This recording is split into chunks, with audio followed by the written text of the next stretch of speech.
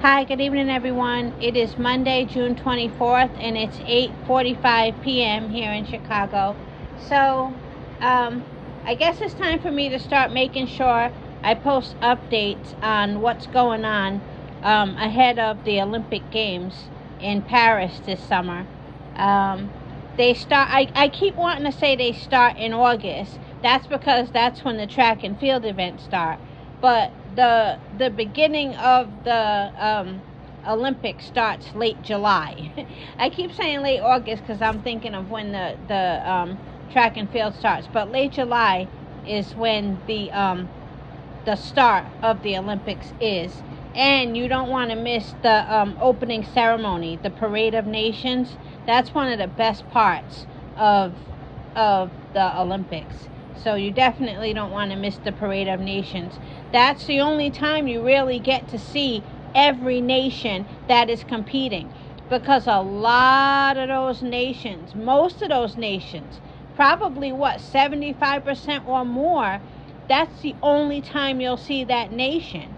Because whatever athletes they're sending don't make it past, their heats, and they don't have the top athletes, but they're proud to send whoever they can send to represent their country. And some countries can only afford to send one person, so it just really brings to light how every country wants to participate, but they don't always have the proper training for their athletes. They don't have the budget to send more athletes. Again, some countries literally can only send one athlete, and then that's the only time you're going to see that country, because their athlete isn't competitive enough in terms of being well trained to get past their heats or any type of early qualifying competition. So don't miss the Parade of Nations, because again, you'll see a lot of those nations, and that's the only time you'll see them. Plus, it's so nice to see every nation usually comes dressed in their national style of clothing. It's just nice. You guys know. But here's what I wanted to say.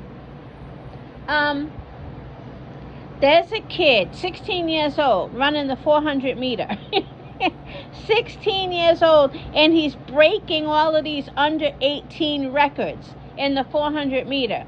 His name is Quincy Williams, and he's from the DC area. Look out for him, you guys. Now, I just saw his, I believe it was a semifinal race, and his time, he didn't come in the top two.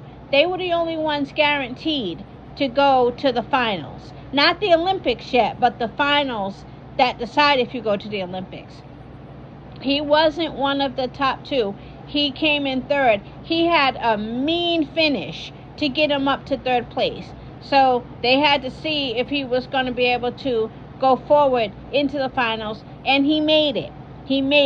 So he will be competing in the finals. But if he wants to get to the Olympics, he has to make sure he places top three, I believe, in the finals to compete at the Olympics in the 400. And so I'm really hoping he does, because it's not like the 100 meter dash where if you don't make it, they still may need you for the relay. Oh wait, you hear me? There is a 4x400 meter relay. What's wrong with me? So even if he didn't make the individual 400, he may still be able to go to Paris and experience it for the relay. But, we're hoping he makes it as the individual runner for a 400 meter too. Again, look out for him. Quincy Williams from the DC area, 16 years old. And when they interview him, you could just tell his head is all in the right place.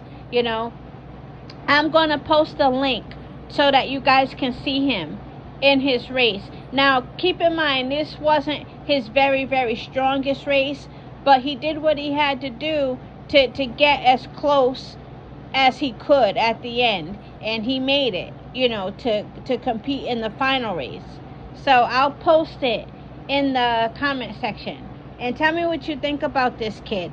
I think he's fantastic. I mean, breaking records in the under 18 400 meter. That's beautiful. So that's all. Have a good night.